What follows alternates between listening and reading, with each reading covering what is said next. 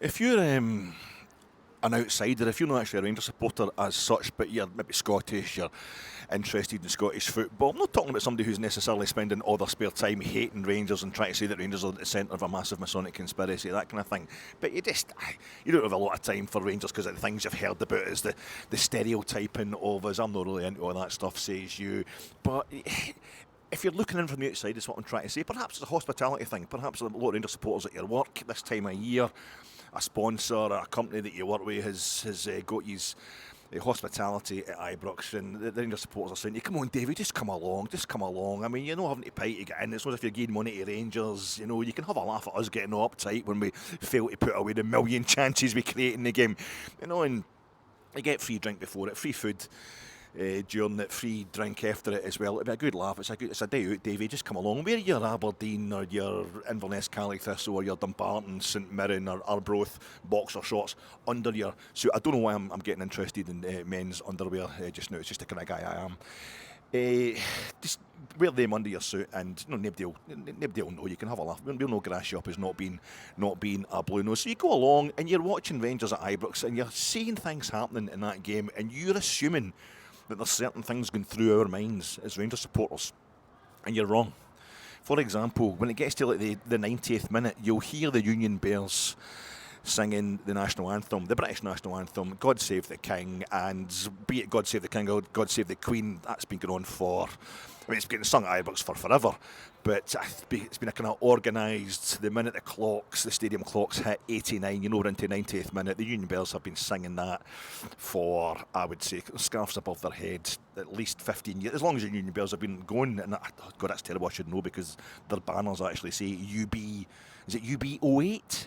Since 2008. I'm sorry, boys, I'm just an old man here. I don't know when you were formed, but you've been doing it for a long time now anyway, and you're probably thinking other Rangers supporters in the stadium are getting a lovely warm rush of patriotic fervour going through them, thinking doesn't matter what the result is, doesn't matter what the score is, let's just take a wee second to remember Queen Elizabeth II, and let's enjoy the fact that there is a king over this country. We're British, we're enjoying the unionist thing.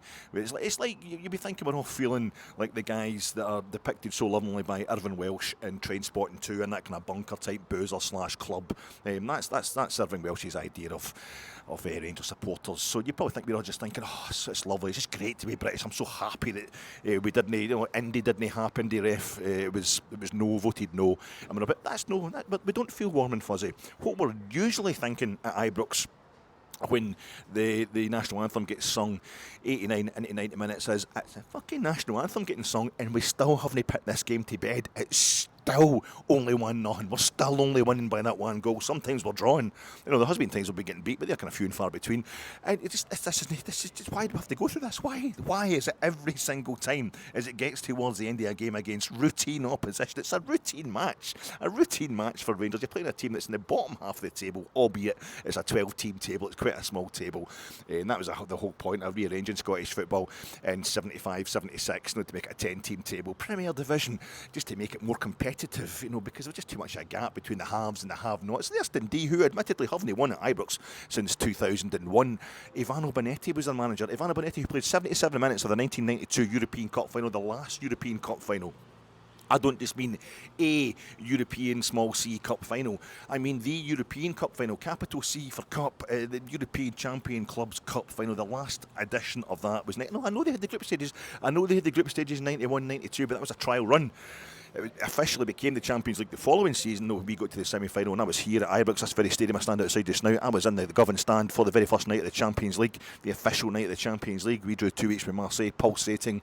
That's the way it continued, and Marseille, of course, just edging us out to make the final there. But no, there's no way UEFA are going to take on all that money, all these sponsors, risk getting sued, basically, without given a trial run to the group stage format, and so they tested that 91, 92, and we get put out by Sparta Prague in what would now be like a qualifying round or a playoff round, and Sparta got into one of those group stages and did quite well. But it was Barcelona against Sampdoria in the final. I remember Barry Davis, a really urbane commentator. Barry Davis, always preferred him to John Motson, as the teams come down the tunnel in a sun-blasted old Wembley.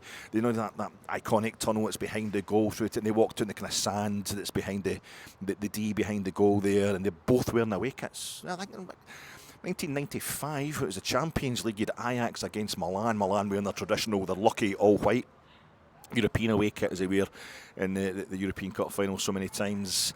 But Ajax wearing that all-blue kit, that kind of navy blue kit, with the Abin AMRO in white letters was going, down the kit. And it was making you think of the classic Ajax red block that goes, the big vertical block down their kit without it actually being there. It's a classic, beautiful piece of design, that Abin AMRO sponsorship. And that was the first time both sides had worn, actual sponsorship as opposed to just the manufacturers of the kits in the European Cup final. Because of the deregulation of TV rights, which was helping UEFA start to make the money from the Champions League. But 1992, that was the last proper final European Cup when Sampdoria lost 1-0 after extra time to that Ronald Koeman Barcelona free kick. Barcelona had been hanging over them forever, hadn't it? Real Madrid had won the thing 6 times at that point. They'd never won it until Barcelona. This was their third time lucky in the final, and they won it after extra time, the very last European Cup, the last chance they had to win the European Cup, and they did it. The same trophy, I know it's the same trophy. It's like Europa League, it's the same trophies they've got in the old, it was the UEFA Cup trophy. I think it's actually still officially called the UEFA Cup trophy. So sometimes the name and the format of the competition changes, but the trophy doesn't. Sometimes there's no change at all. As in 1967, when Celtic won the first European Cup that's shaped like the current Champions League with the big ears, but it's been a different shape before that. So I don't want to slag the thing that the guy just made at Molineux, because Wolverhampton Wanderers, having never played in the European Cup, are actually seen as one of the forerunners of the competition because of the friendlies they had, the floodlit friendlies they had against Honved and Spartak Moscow and all that. And there was an artist on showing he's made a big kind of sculpture thing, and it's in the shape of the current European Cup. But really, strictly speaking, this was happening before the European Cup competition had even started. This was what caused one of the many causes of the European Cup starting, and he's not even got the proper shape of the old European Cup. Looks a bit more like the Henri Delaunay trophy, which in itself has changed. It's actually it's no changed shape, it's changed size. I think it's between 2008 and 2012, Spain's 2 wins, the trophy just doubled in size because they thought it wasn't big enough. What am I talking about? So Barcelona and Sampdoria come down the tunnel, and we'd already had flipping Des Lynam saying, "Oh, here we are at Wembley for the final." And you're waiting for it, Last time a Spanish team won the European Cup was 1966. Same year England won the World Cup. I think that's how the BBC coverage started. The last time England won the World Cup. How it's Barcelona against Sampdoria in a club final when the first thing you mentioned is England win the World Cup. And it was the last 66. When Real Madrid beat Partizan Belgrade in Brussels. But this was Barcelona against Sampdoria, and we're both wearing their away kits.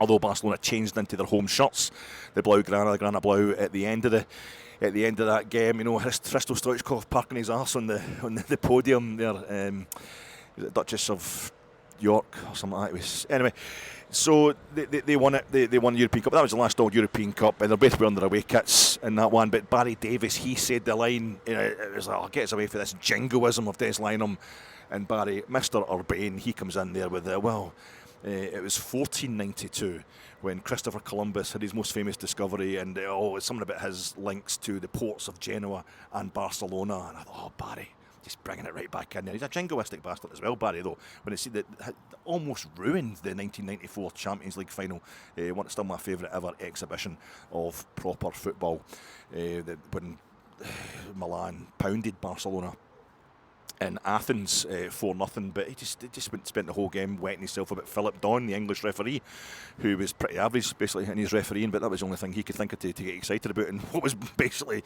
arguably the greatest exhibition of football of all time. But yeah, what I usually do, and you'll probably think, if you're this outsider, I'll get back to that, if you're this outsider, this guy who's just visiting Ibrox, knows about Rangers without really supporting Rangers, you're an outsider. but you're on the inside physically, and you're watching Rangers. You've probably seen a game like this today against Ivano Benetti. He played the whole game he played 77 minutes for Sampdoria in that 1992 final. His brother Dario Benetti, the two of them used to manage Dundee at the time, where we thought they were absolutely mental. Turned out we were doing a bit of financial mental stuff at that point as well.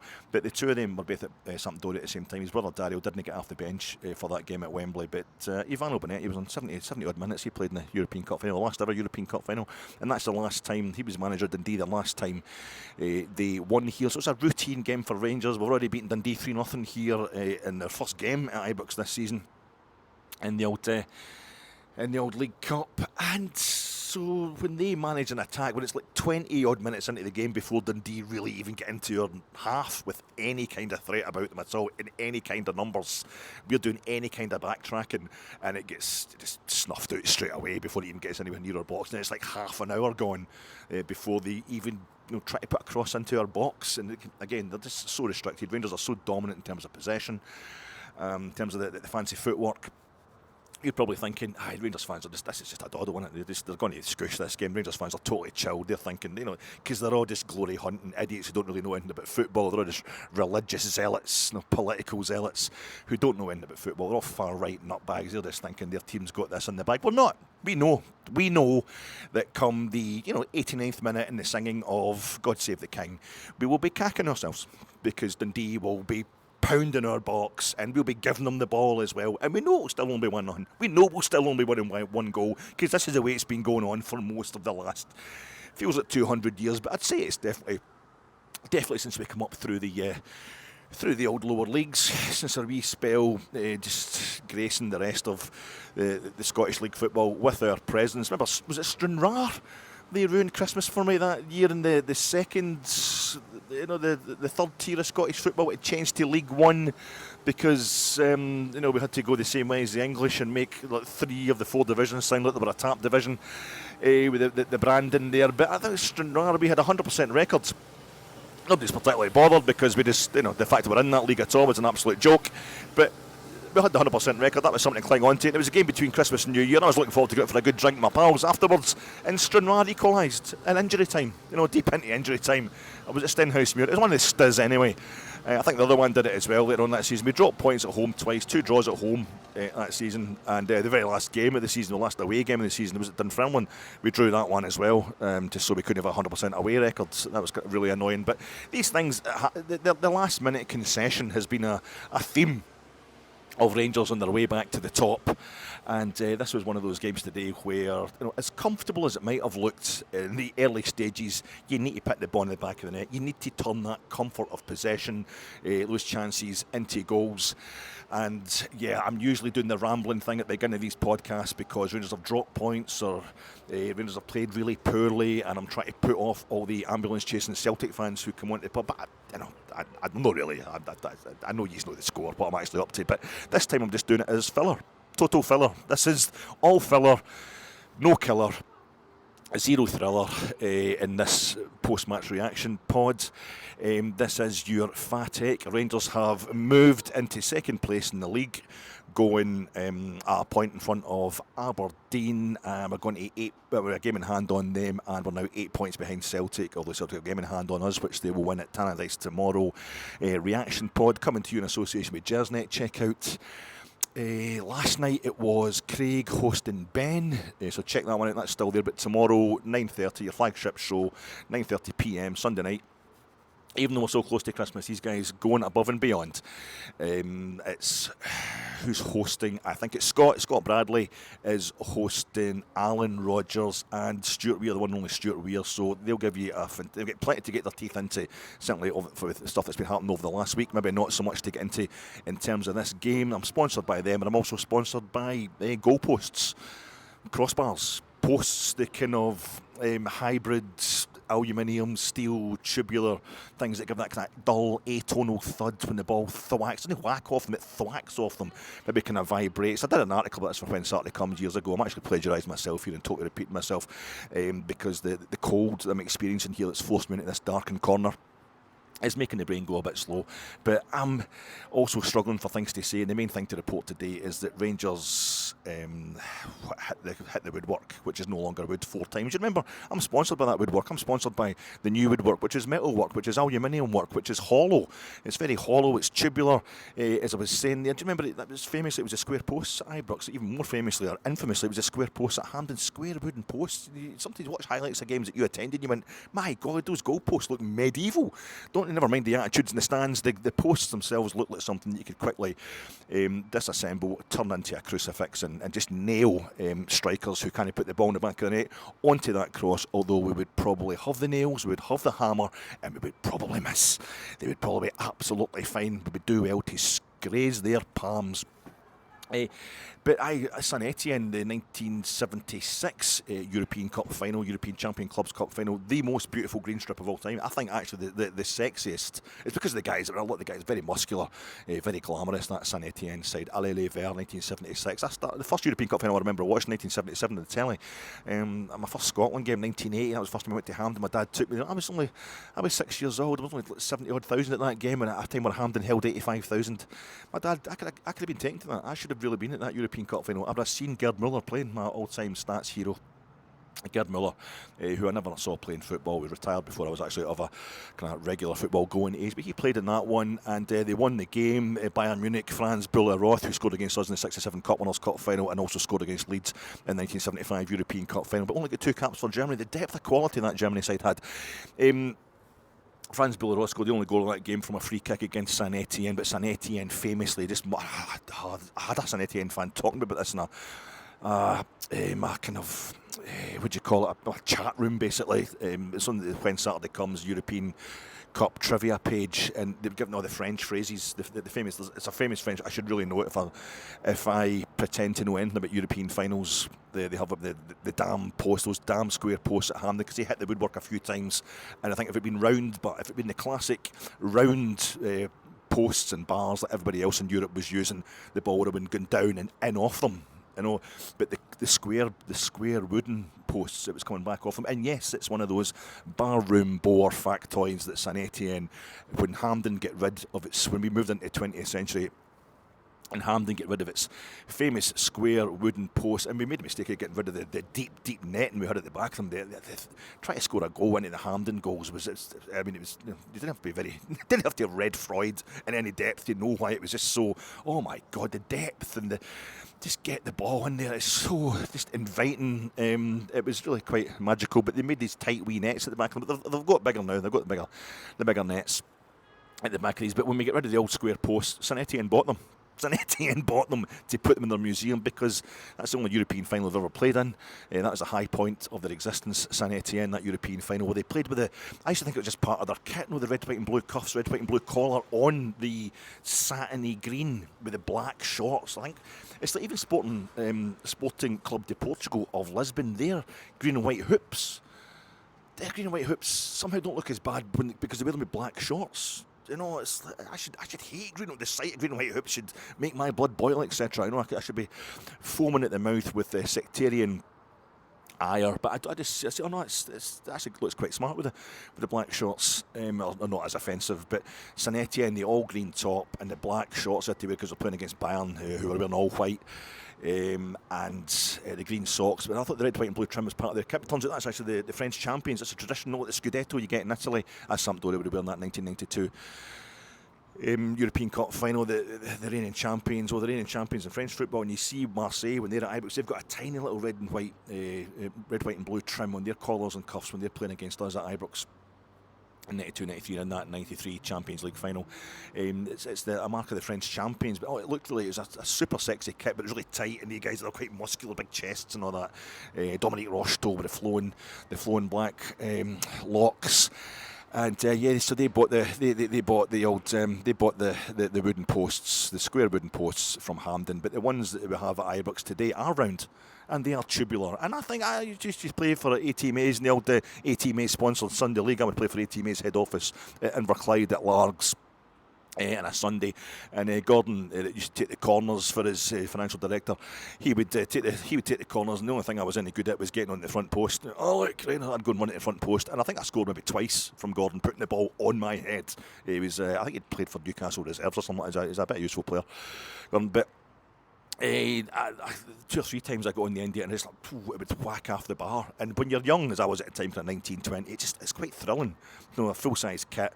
It was a full-size kit if I was wearing it. Full-size pitch, with a referee, nets, the full works. That was basically the most I experienced. That was in a pub league, so it was great fun for me because I couldn't get my school team, a cracking team at our school. But I would get in the near post, wham, and a couple of times it come back off the bar, just that whap noise it makes, it's kind of vibrating. Sometimes when you have a volley outside the box comes back off the bar. Check out Germany's first goal, West Germany's first goal in the 1972 European Championships final in Brussels against the Soviet Union.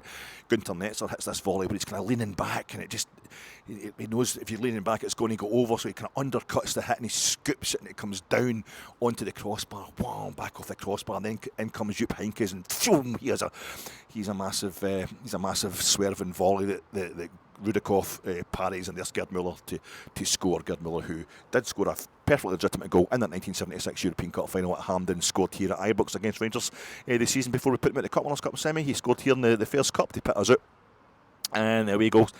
And in he scored in the 1974 European Cup final replay and in that 75 final against Leeds United. He scored twice in that replay in 74 against the unlucky Atletico Madrid. I think it's between Atletico Madrid and ourselves as to who is the team that is now most... When Barcelona won that European Cup in 1992, of course, their desire to finally win the trophy that Real Madrid have always won more times than anybody else was the biggest story in European football, and they did it. They managed to finally do it, and I think that left us really as being the other team that needs to win it the most. For the first time for any amount of times. We've got Atletico Madrid. I think Atletico Madrid have overtaken us because they lost that 74 final after a replay. They've lost the final on penalties and after extra time as well, both times to Real Madrid, the second and third time they lost the final. And when you live in the city, for us it's because we've got Celtic having won the thing, so we need to equal that. I think Atletico Madrid being the only club that have reached more than 2 finals of the European Cup or Champions League but have never won it. I think their case is probably greater than ours, to be quite honest, and their strip's super cool anyway, so I don't mind letting them go first and we'll get right in there behind them. But that was what am I talking about? It's just trying to, it's all filler, it's no killer. But when we come off the ball come off the bar today, when the ball's whacking off the bar and all that, you feel as if you can hear the thud, you can hear the noise, and maybe you can't over the sound of the crowd and all that. And it's particularly in the second half, it was up the other end of the park. Thank you, Dundee, for Tony Docherty. What a tactic, make a shoot towards the Copland first half. It did screw us up, but it did mess over Chi. But the pow, the kaping, the thwack of the ball hitting the bar, you don't actually hear it physically in the moment, but you imagine it. Your instincts know what it sounds like when you play football, when you watch football, as long as we do. And the roundness of the posts, Lever, Saint-Étienne, ASSE, was not helping the ball go in today, and Rangers did win by a single goal to nil. My name's Alec Anderson. I fell in love with a girl, fell in love once and almost completely. She's in love with the world, but sometimes these feelings can be so misleading. She stopped me, she said, "Are you alright?" I said, I think I must be fine because my heart's still beating. Come and kiss me by the riverside. Bobby says it's fine, he don't consider it cheating now. Bobby says it's fine. That must be Bobby Madden, the Jack White, the white stripes. And the white stripes, the white lines run about the box and all that. When a player's standing on them, they're in the box and for some certain penalty incidents. Bobby Madden was saying in the papers and all that, he was quite happy to go and sell his salty tabloids, saying, aye, that was definitely my fellow referees. He made a complete and utter hash of that. I don't think he was saying it was cheating, though. He wasn't saying it was cheating, he just said it was wrong. It was wrong. And that's been the story of the week. Rangers being denied that penalty. And at no point did I ever say in any of the podcasts I've been getting a bit of reaction to that I thought Rangers would necessarily score that penalty, or that if Rangers had been awarded that penalty and scored it, it would necessarily mean we were going to win the game, because it changes the whole kind of tone of the game. It changes what happens thereafter. It's that thing of you see in time travel films. Don't do anything that alters time, because you'll mess with the space-time continuum. If you squash a butterfly, that ends up, it means the dinosaurs live on and they slaughter everybody or something like that. So I'm not trying to say that had Rangers scored that penalty, it would necessarily mean that the rest of the game went the same way and we won the thing 4-3, and neither was I trying to say there was a conspiracy against Rangers, neither was I trying to say that I even blamed those officials for cheating. A lot of Rangers fans are saying, no, it's unconscious bias at best, or it's total open bias. These guys should be completely, hunted and what have you. They're obviously pro-Celtic. I wasn't doing all that. I wasn't buying into all that. But yet I've still had a lot of Celtic fans get in touch with me and saying, just chill, big man, come on, just let it go. It's just football. And you're thinking, is that right? Is that right? That is right. That is beautiful. Because when you start getting that, we start getting the gaslighting, when you start getting the Celtic fans who would burn the entire sport down rather than lose at it, particularly lose to Rangers, telling you that it's just a game. What's the contortions, the interpretive gymnastics going on, the dialectical contortions that are going on this week with some Celtic fans are absolutely hilarious to look at, but also very, very telling. And not all of them. I mean, the vast majority have just gone and enjoying their victory the same as we would. But I think if you see like the weather today, the way the weather was going, I'm coming to you as if you don't know already, Rangers won this game against Dundee by 1-0. I'm standing outside Ibrox trying to do a post-match reaction. There's not a lot to talk about in terms of the game itself, so I'm really padding this thing out. But Rangers won by 1-0 against Dundee, which means we go to within 8 points of Celtic, although Celtic have a game in hand that they're most likely to win tomorrow at Tannadice. But you never know. United doing quite well this season. Fancy them for a wee draw. And Aberdeen, we go in front of them. Most importantly, we go in front of Aberdeen, who were humped at home by Hibs. I'm hearing, Jesus, that's quite weird. I actually feel sorry for Aberdeen for that one. But we're now in front of them, and we've got a game in hand on them. We're a point in front of them, so we're into second place. It's the way it should be, minimum at this time of the year. But I think I see the weather today. I don't know what it's like when you are. I'm in Glasgow, another part of Glasgow, but I'm in Glasgow and I'm just, looking. It's absolutely peeing down. I mean, the rain was bouncing off the motor and stuff like that. It was so bad. I thought I'm going to have to get the old waterproofs out. For the water sports. I mean, for the getting into the rain, walking the store, just between parking the motor near to Ibrox, because you can never get parked actually right near Ibrox. It's like a mile away I park, so I'm going to get soaked between motor and turnstile in this kind of weather. And I don't know, obviously, as you can tell, I'm not exactly a hill walker and like that, but I do have a big pair of waterproof trousers. I don't get to the age where I need them to be waterproof internally as well. But and then it stops about 5 minutes before I'm due to leave. The sun comes out. And you're like, oh, that's fine then, that's absolutely fine. What an idiot would wear waterproof gear, waterproof trousers in weather like this. The sun's out, it's freezing and all that, and there's still plenty of clouds in the sky, but the sun's out, there's no way, everything's fine, it's going to be sunny forever. It's going to be sunny forever, so you get in the motor, and then I park at the place I park when I'm coming to Ibrox, and on comes the rain again. I'm like, oh my God, I'm going to get absolutely soaked. I should have picked that. But no, it's just because the sun comes out temporarily, Alec, doesn't he mean to say it's going to be. And I think that's very much the Rangers support. I mean, the weather in Scotland is like that every day. There's a thing for Glasgow University. An American student lassie, she's studied in Glasgow for years. She's at Glasgow Uni, and she's put out a wee video for all American students thinking about coming over to Glasgow, just telling them what they need to be aware of. And the first thing she says is, you do get 4 seasons in one day, sometimes every day for like a month. And the other thing she points out is, you always need to check out when Rangers are playing at home. Because if you get on the underground when Rangers are playing at home, it's an absolute nightmare. And then at the end of the video, she's crying because she's realising how much she actually loves Glasgow, how much of an effect it's had on her. And she says, actually, just go on the underground one day when Rangers are playing at Ibrox, because it's part of the experience of staying in Glasgow. It's beautiful, beautiful video. But she talks about the weather. Everybody knows what the weather's like in Glasgow, but the sun comes out, it's going to be sunny forever as far as I'm concerned. The rain comes out, it's going to rain forever. And just change. And the evidence in front of me is telling me it's going to change again, but no. And I think that's what we're like when we do this thing called beating Celtic. And we have done it. No, we have beaten Celtic within recent enough memory, and sometimes on a regular basis. And we're just like, the Celtic fans are all going absolutely mental over some perceived cheating by the officials, and there's never any doubt about it as far as you're concerned. It's cheating, and there's never any doubt about it as far as Celtic are concerned, as Brendan Rodgers' patter after that defeat to Hearts last season would tell you. He's naming the VAR officials because he knows that there's this whole meme type thing, this John Beaton being in the Masons and being a total Rangers man, because I think he once had a pint within a 15-mile radius of a Rangers boozer.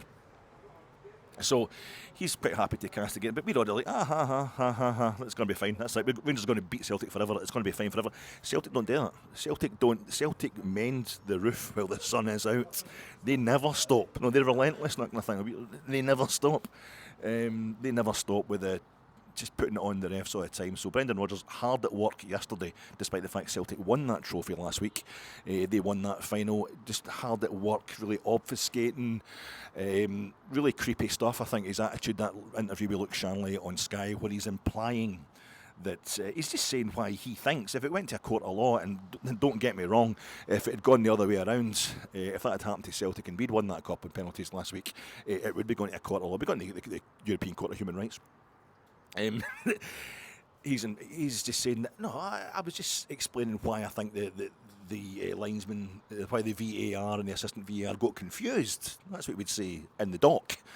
But what he's doing is that's his tone of his answer. But what he's doing is he's laying down a hypothesis that's basically saying it wasn't a penalty. That's the emphasis without him committing to it. In an irretractable way. His whole interview, I thought, was pretty disgusting, basically implying that it's just been a hullabaloo about a decision that nobody can really call it. The head of Scottish refereeing was out the day before, a couple of days after Bobby Madden and various of his colleagues. We had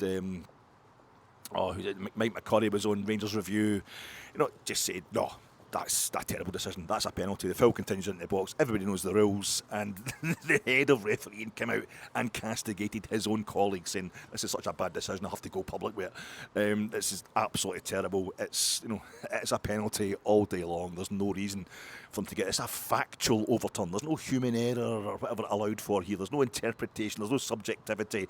It's a factual overturn. Should have been. John Beaton's made a mistake, and we're just factoring it in already that he's not allowed to. We're not going to castigate him for getting that wrong. Which he should be, really, but he knows he's got the backup of VAR. A lot of decisions now made by referees on the field are kind of hedging their bets because they know VAR's going to come in and correct them if it's wrong. And it's a way to use VAR as well. You don't want to stop play unnecessarily if VAR can come in and call the incident back, as I had a few incidents in that today. But that's been the whole kind of attitude this week. Celtic fans get in touch with me trying to tell me almost like, shut up, Alec, don't say it. No, sweep. No, chill, man. It's only a game. Celtic fans saying to me, but it was still a great game, though. I mean, it's not always about refereeing. It's not always about decisions. It's about great football. Are you kidding me on?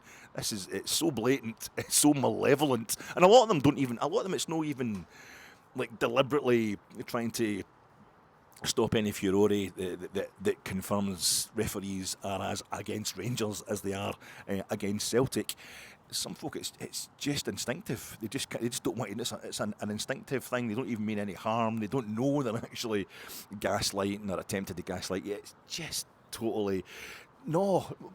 Celtic won though. It's okay. It must be okay. Referees are against us. They can't be against you as well. They're not against either of us. It's just a bad decision. And the fact that you're shitting yourselves so much about it is beautiful. It is beautiful, and we've got to push through this. We've got to understand this is what it's like. This is what we need it to be right now with the next Old Firm game coming up on the 2nd of January. We had 3 league games between then and now, and we've now only got 2, and we won the other one. Won this one today, and it's like a montage. At this time of year, it is like a montage. I think, it's total. Rocky had a montage. We need a montage. You try to, get from being an amateur to being a pro. You need to show that time is passing by. You need a montage, and I think that's how you end up regarding this little spell of games, not just this season, but every season. I know we've had midwinter breaks and stuff like that, but for as long as I can remember, you've always got a game against Celtic. Not always. Sometimes if there's a lot of trouble at one of them, we cancel it for a few years, but you'll get a game against Celtic around about between Boxing Day and the 3rd of January, let's say, and the league games, it's always a big thing in the calendar for both clubs. The European stuff has stopped at that point in time, so it's all there is to really concentrate on. And 9 times out of 10, we're in a bit of a kind of two-way fight with Celtic, hopefully for the title. I remember back, it was like 84, 85 season. Premier League, Dumbarton were in the Premier League. I remember that. I went to see Rangers playing Dumbarton at Boghead. Oh my God, we're playing. They were playing in the league against it's the first two clubs. A game between the first two clubs to ever be champions of Scotland, because we shared that first title back in the 1890s. And even I was only like kind of 15-year-old at the time, but I was still a total poultice anorak when it came to that kind of stuff. I was probably wetting myself. Oh, is that? And that roof over the away end there, that actually comes from Turnberry Station, or all that kind of stuff. But it was lovely. And Ted McMinn scoring direct from a corner. I think we beat them 2-1 early on in the season, and then we went back to Boghead in between Christmas and New Year. I think Celtic may have had a bad result. Aberdeen won the league. Aberdeen were league champions, and they retained it that season in the end up. But we must have thought we were getting ourselves into a bit of a title fight with it, because we beat Dumbarton 4-2. As Ian Redford and Ali McCoist and all that. And I remember we scored, I think obviously Dumbarton scored 2 goals against us. I think we went behind in the game at one point, but then we brought it back. And I remember standing at Boghead, and the result was coming through whoever Celtic were playing, and it was going our way. And we scored a third and a fourth kind of on the counter-attack, and it was beautiful football, and it was like, jingle bells, jingle bells. And we're getting ourselves really excited. And I remember sitting in the back of the Govan stand when Celtic arrived. David Cooper scored against them in the first half. We went 1-0 up. We're playing really well against Celtic, and it's like, we're going to win the league. I'm just a young guy at the time. We're going to win the league. And in the second half, I don't think we got a touch of the ball. Celtic won 2-1, going on 10-1. I just spent I was down towards that end, down towards the west end of the Govan stands, and it was just watching Celtic the whole second half right in front of me. We couldn't get the ball after them. They only beat us 2-1, but as I say, Aberdeen won the league anyway. But it's always been a time of year where the games that you're playing, there's 2 or 3 league games that you're playing against other opposition, are just seen as a kind of, a kind of starter, a kind of hors d'oeuvre, or whatever it is, before the main course. The main course of the game against Celtic, that's what you're looking forward to, and it gets reduced to, we need to win these games, just getting them out the way. And the montage, I'll just kind of storyboard this for you. It's probably going to be, you're crying after the League Cup final for a week. That's fine. You're sitting in your laptop. We've got to do this. We've got to do that. Nah. And then you're having a drink on Friday night, and then you're being sick in the toilet. And then next thing it's Dundee. It's Dundee at Ibrox, and it's like, hit the bar. Hit the post. Hit the bar. Hit the post. Go. Yeah. Whoa. Right. Next thing you're having a drink and all that. And you're just, you better make sure I get my Action Man for Christmas and that kind of thing. And then next you're sitting in the telly if you're me, and you're watching the game against St Mirren on Boxing Day. And you win that, and then you're having more drinks, and you're watching. We're going to have to watch the Jackal. We're running out of stuff to watch. We're going to have to watch the Jackal, But you get more drinking to make it passable, make it endurable, and then next thing it's Motherwell at Fir Park. You're sitting watching that, and you're basically getting these sores in your mouth because you've eaten so many crisps. Your mouth's starting to dry up. You think, it could be a cancerous ulcer. It's just you're hungover, you're getting depressed. You're at that age as well. And you're watching Motherwell for part, and we're beating it, and it's right. And then the idea is you're at your Ibrox, and it's like, we've beat them, and that's the end of the montage. But you don't really, you can't go into that. But actually, got that right, Alec, because the montage is a build up to the main event. Then you stop again, you slow it down, you slow the action down again, and it's all about the game against Celtic, and that's. We live that out scene by scene, but today is if I'm trying to work out if Rangers are too invested in the montage aspect of the games before the Old Firm game, or whether this was just part of it. Well, this was just fine. We won it. That's the main thing. Move on. Because I was looking for, as I said in a preview pod, hopefully at some point when I wasn't ranting and raving about Celtic, I'd say they're obsessed. I hope I pointed to the fact that I wanted Rangers to show that they'd still done this thing of switching up as they have under Philip Clement in the last few months, where we've had a few more players back. Hadji's been at the heart of this, and Danilo coming back to full fitness as well has really helped, and we've started playing much more convincingly domestically as well as in Europe. And I was hoping we'd kind of maintain that. We'd still look really good, really convincing. But I was also worried about the fact that we don't do well after a break, any kind of break. We've been complaining all season about the fact we can't get enough time between games. On that League Cup final, we had to play it after only 2 games, 2 days off, and really effectively, says the manager, in a kind of Brendan Rodgers style move. I spot it when we do it as well, when really it's just a scheduling thing, and that's just the price you pay for not being in the Champions League or for being in Europe at all. But we're very moany about the fact we don't get a chance to recover, to train and to practice stuff, because it's just every time we have an international break, every time, this was just a 6-day break. We didn't. It was Sunday we played. We didn't have a midweek game for the first time in ages, and we've come back again today. And it's not been convincing at all. It has been in terms of possession. It has been in terms of the stats that the manager will definitely be booming out today in his post-match presser. But it hasn't been in terms of the putting Dundee to the sword. The big news team-wise today, probably Dujon Sterling is in there instead of Balogun at centre half alongside Proper. You've got Tav maintaining his place at right back. A lot of folk wondering if he was going to, maybe Dujon Sterling was going to come in at right back and we'd keep Balogun playing, whatever. But no, find it back. So it's Hefty. You've got left back, and you've got Jack Butland, of course, in goals. And then it's Raskan and Diamande. No rest for them. The guys who put most into that League Cup final. You could argue covering the most ground. It was Bajrami that gets dropped, despite the influence he's had on the League Cup this season at Hampden. A couple of goals there, but he get dropped today, which would Hadji. I'd say Hadji's on the left-hand side of that three. Danilo, he plays as well as Igaman. So Danilo comes off the bench last week because it's against Celtic, but we're thinking it's Dundee. Time to blow them away. So Danilo comes in this thing where he's effectively starting at 10, but he's another striker alongside Igaman. And on the right-hand side, it's Václav Černý, who I was kind of thinking might need a rest. Might be deserving of a rest these days, but no, he's getting played on that right-hand side. So very nice. It might not be the case with our defence, but certainly midfield and up front, you're like, Bajrami's not playing. That's a bit harsh on him.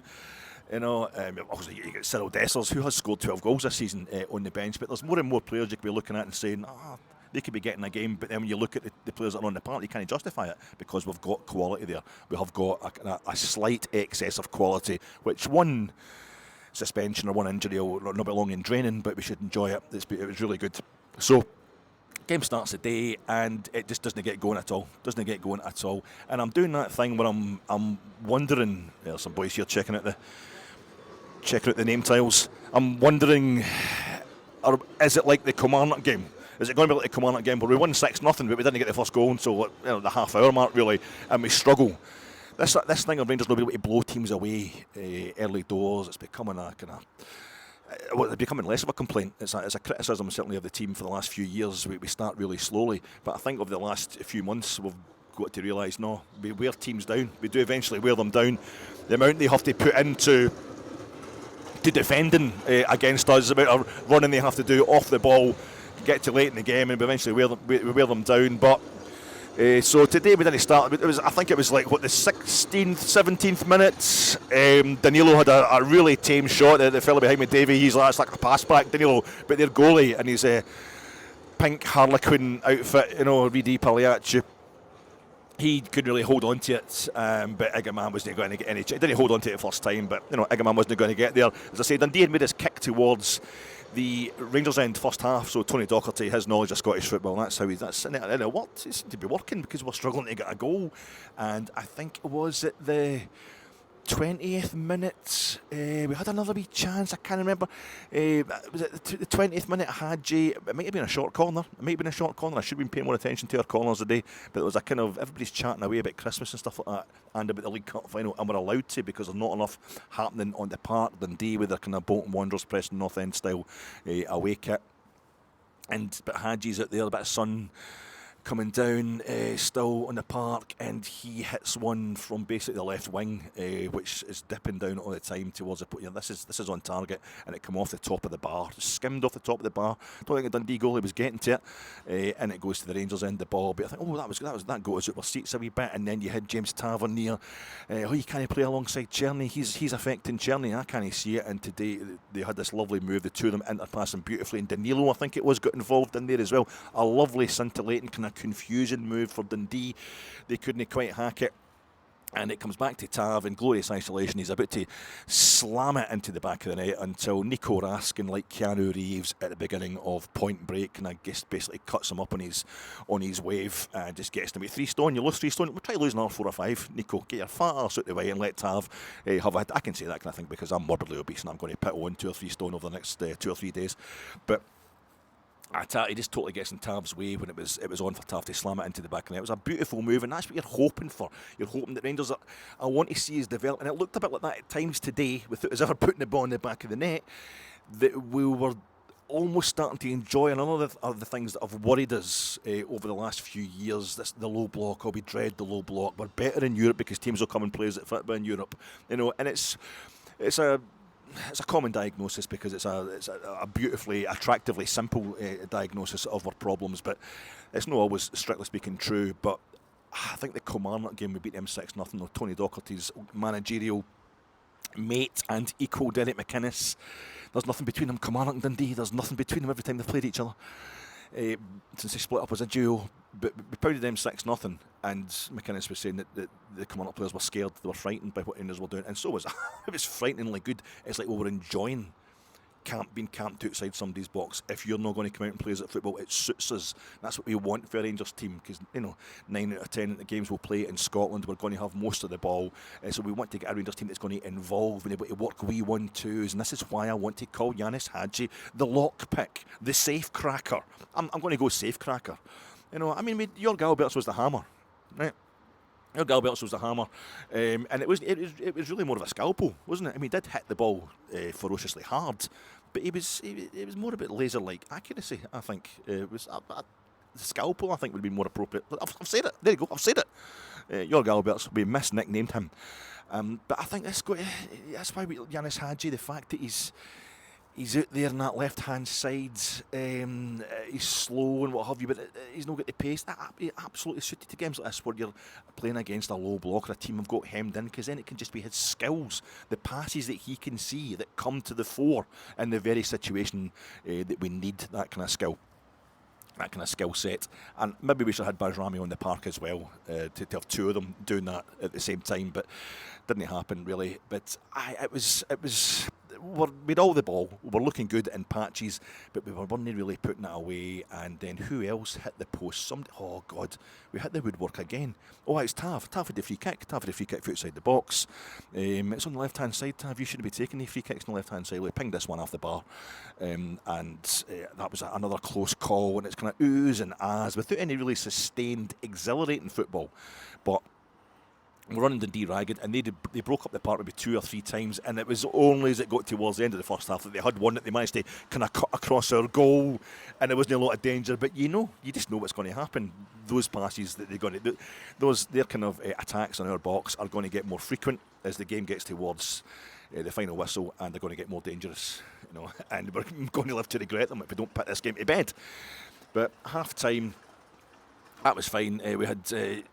We had Bomber Brown, Mark Haitley and Barry Ferguson on the park celebrating the 150th. We also, I think, it's supposed to be the oldest living Rangers fan and the youngest Rangers fan, certainly the oldest and youngest season ticket holders that Rangers could find. They're out in the park at half time as well to celebrate this 125th birthday of Ibrox, as it was officially today, and a lovely display in the Govan stand, the Sandy Jardine stand before the game. Lots of pyro as well on the park. Those are the kind of rocket things that they have at Hampden. A bit of fire and flames into the air. The team come on at the park, and a big thing in the centre circle marking the 125th birthday of Ibrox and Blue Sea of Ibrox. That was the big tifo. And the government guys, if you just hold it up a bit longer, because some of us are trying to get a photograph. Just bit of practice in your tifo there, and the Sandy Jardine season ticket holders. But I managed to get an okay couple of photographs of it. But I think it went up too slow and it came down too quick. And that's basically the game. The game was today. And it's before you've really settled into the fact that Rangers are shooting towards the Broomloan in the second half. Václav Černý goes through from the halfway line, and everybody's waiting for the offside flag. Everybody's waiting for the flag to go up. It looked kind of offside for where I'm sitting. I'm down towards the Copeland, so I can do the old Arsene Wenger thing. And I don't really know exactly what's happening, but Černý goes through, and he's right in behind Dundee, who have tried to attack us. And he's round the goalkeeper and he's slotting into the back of the net, but nobody's really particularly excited. There's a general cheer, a few empty seats a day usually get at this time of year. A lot of folk having to, Christmas nights out, Christmas days out, and just having to buy stuff for the wains and what have you. But they, a good crowd, a really good crowd, a good enough atmosphere, and everybody kind of cheers, but it's a muted cheer, and the music doesn't come on. The music you get as soon as we score a goal, that doesn't come on. There's no announcement of who scored the goal, and it's obviously Černý. And we're just waiting, and there is a long VAR check, and then the guy points to the spot. He points to the spot. The guy that was in charge of that game against St Johnstone, the League Cup at Hampden, where that just his League Cup against Rangers at Hampden tradition. Craig Levine was doing his dinger about a decision there, but he kind of young looking guy. He points to the spot. And that's it. It's 1-0, and there's Tony Docherty on the sidelines going mental. And I think if he doesn't make a jibe about Rangers, we're always going to get a decision today. Then that's he's not the man I thought he was. He's just not the kind of Scottish football manager I'm expecting. But they're unhappy about it, but it's VAR, and I imagine the screens are getting treble checked after having it happened on Sunday, so you can't argue with it. It's a goal to Rangers, 1-0 up, and then Yanis Hadji does the same thing. About 10 minutes later, he piles through on goal. There's nobody anywhere around him. Yanis Hadji has lack of pace, notwithstanding. He slams it, and it kind of goalkeeper kind of gets something on it, but it goes under him, and it kind of bounces up into the air and then goes down into the net. It's 2-0. This looked less. The linesman's flag does go up for this one, and it looked less offside to me, this one. VAR check, no, that was offside. And then we had a ball played across. I think it was actually Bajrami. It was at 60 minutes. Who come off first? Václav Černý went off, and Ross McCausland come on. That might have been 70 minutes. Oh God, who went off first? It was Danilo. Danilo went off after an hour. It wasn't really particularly effective today, Danilo, so that's a bit worrying. He's not really been getting the starts these days. So he come off, and on came Dessers. No, it was Bajrami, right? And the great thing about Bajrami coming on for Danilo is it proves I was right when it comes to the 4-2-3-1. It is a 4-2-3-1. The BBC, and they still keep looking at the BBC Scotland website before these games, and they're saying it's 4-3-3. And they were also trying to say it was some other setup, or that the players were playing in different positions on that 4-2-3-1 from what I was saying a few weeks ago. Since Hadji's come back in, we've got a bit more fluid. It's more of a 4-2 jazz hands that were the formation now. 4-2 kaleidoscope. 4-2, it gets to the bottom, I go back to the top of the slide, and the Star Spangled Banner run, I go for a right. Help, let's get to see again. It's just 4-2, and then everything in front of that is mad. And even the sitting two, Diamandi's getting up there as much as possible to support the guys in attack.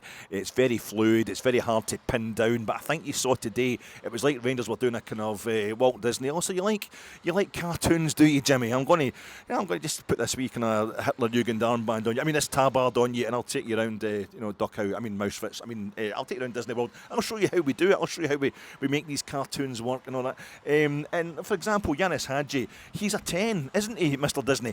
Yeah. So why do you play him out on the left hand side when he's not in any way fast? Well, is that what you call a special effect? It is, Jimmy, it is, yeah. Because Yanis Hadji is playing 10, but he's doing it from the left wing. And that means that if he's playing 10 in the usual 10 position, players can come at him from 4 different areas. Whereas if he's up against the wing, that means he doesn't have to worry about who's behind him when he's standing facing across the park, and that gives him one less thing he doesn't have to run away from because he lacks that pace. He's got the whole game in front of him.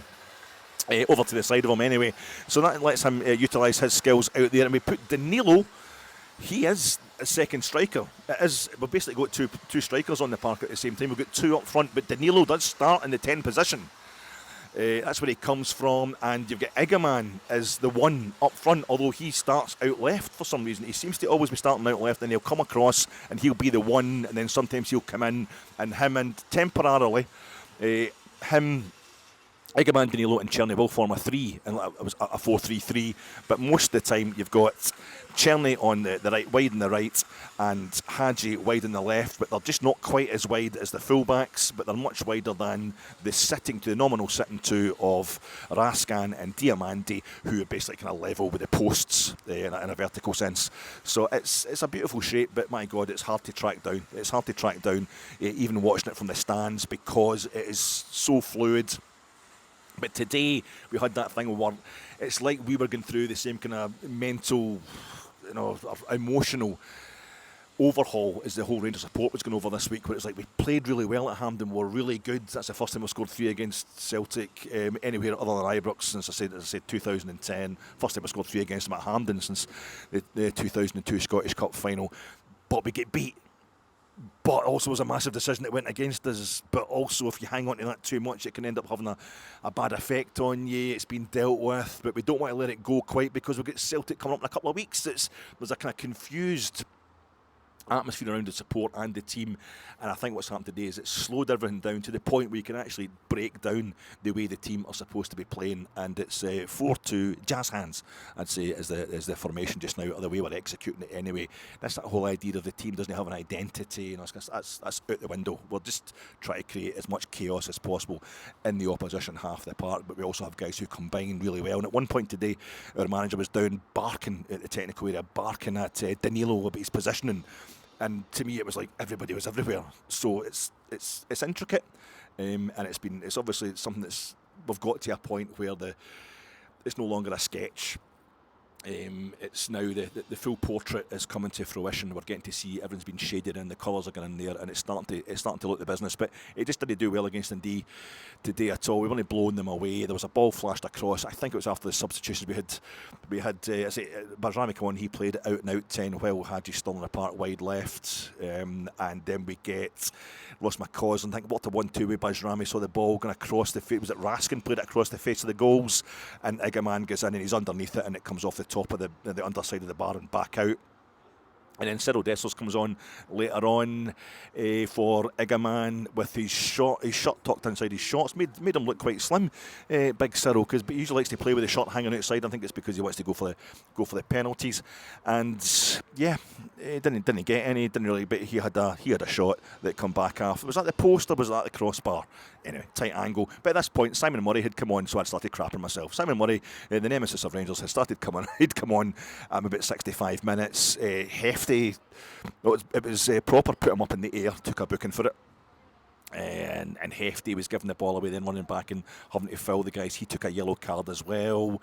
Dundee started causing a bit more havoc. One of the players was kind of sashaying into our box in the 89th minute or something. Like one touch and it's a penalty. Jack Butland did a kick out at one point where he slipped. He always has a moment where he slips, doesn't he, Jack?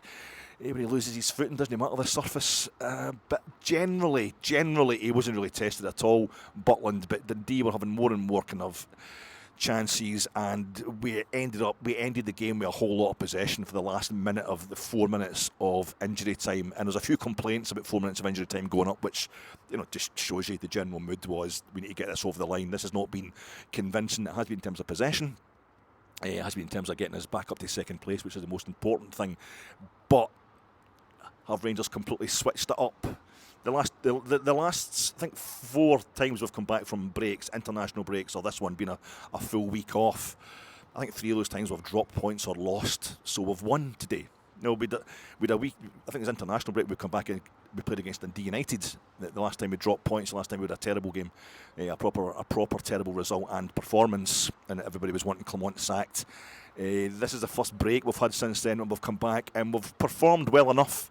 But still, the chances were there for Dundee to equalise or whatever. But we've got it over the line. We've got the points, and we're up to second place, which isn't a League Cup, but could end up being much more important. And it puts us in the we're getting onto the back of Celtic's wheel, and that is the main thing for them coming to Ibrox. Now got 2 very hard games coming up, but I don't know about you. What are you wanting for Santa? I'm going to go for I want the Skeletrics, the figure 8 Skeletrics, and I'm going to get the Action Man with the eagle eyes and the grip hands and the Scorpion Tank. I want the Scorpion Tank as well, and Striker, because Alan Frew, my best pal across the road, he's got Skeletrics, but he doesn't really use it. He's not going to get the Action Man stuff, but he gets all the Star Wars stuff. But I'm not into Star Wars. I don't like Star Wars, so I get the Action Man stuff, and I want that, and I'm also wanting Irving Goffman, we kind of Irving Goffman book there. It's every day the heavier folk, the way folk behave, and every day. If I always fade out with a montage, you've got to fade away to make it look as if the time's passing. Montage. What I'm trying to say, folks, is you have an absolutely fantastic Christmas. Just let's park the football for a second or two. Whoever you support, but mostly the Blue Noses, all the folk out there who have really kept my wee pod going. It's been great fun chatting with you. Thanks very much for listening to my rambling podcast, and I hope you have an absolutely fantastic time over the festive period. There will be no preview for the St Mirren game. We're playing St Mirren. at St Mirren on Boxing Day. I'm going to be lucky. I'd be lucky if I'm sober enough to watch that game. I'm going to enjoy Christmas Eve, Christmas Day, and most of Boxing Day. A lot of indulging. I probably drank myself sober come kick-off at Paisley on Boxing Day evening. You know what film? I like the. I know it's supposed to be Great Escape. It's a traditional festive period film. And I do like the Great Escape. It's okay, but I couldn't watch it too many times. Whereas it's for me, it is a World War II film. It's got to be a Second World War film. I like The Eye of the Needle. I've seen that I ended up watching that at Christmas a few times. It's the Ken Foley novel, which I read as a kid. And then it's I think with Sutherland. Donald Sutherland, he's playing like a German spy, you know, in Britain, and he gets washed up in this island with the couple there, and they've got marital problems, so he goes right in there. And it's a really good, it's a good one. But my favourite is the Eagle Has Landed. Is it Eagle's Landed? The Eagle's Landed. You got But Eagle's Dare. That's the one with Clint Eastwood. I love that one as well. And the thing with Clint Eastwood and what's the guy that married Elizabeth Taylor? Richard Burton. There, and that's fantastic. You know, Schmeisers and Uzis and that. But I love the don't get Uzis in the Second World War, but I love the. Eagle Has Landed. With the Eagle Has Landed, Michael Caine and Larry Hagman, he's in it as well. You know, the German paratroopers, but they're actually, you know, it's a suicide mission. You know, Robert Duvall's playing Rommel. You know, it's a great film. For some reason, that's a fantastic Christmas film. But whatever you're doing, enjoy yourselves, folks, and I will talk to you a post-match reaction after the game at St Mirren. We've got to beat St Mirren, we've got to beat Motherwell, we've got to get ourselves ready for Celtic coming here on the 2nd. Enjoy the montage and enjoy that turkey. Merry Christmas, folks.